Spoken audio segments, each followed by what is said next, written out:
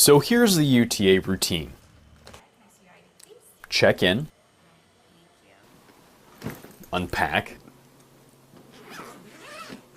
and wait for the fire alarm. It's no secret that base lodging at Niagara Falls Air Reserve Station has a touchy alarm system. Fire officials estimate they respond to roughly 30 to 50 unintentional alarm activations every year. But we treat all fire alarms and all calls as serious until we get there. The most common causes are unauthorized cooking devices, dust, too much steam from a hot shower, and my favorite, burnt popcorn. The fire department says you must always leave the building during an alarm.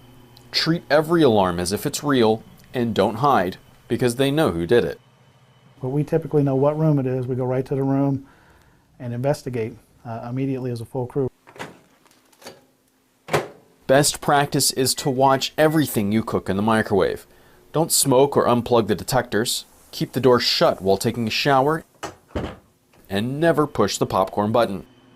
If the fire alarm activates, evacuate the building. Don't assume you know it's a drill or that you know it's popcorn or anything else. Let us make that determination, and once we take care of this, mitigate the situation, we'll get everybody back into your rooms and into comfort as quick as possible. And maybe then you'll catch a full night's rest. Air Force Staff Sergeant Lucas Morrow, Niagara Falls Air Reserve Station, New York.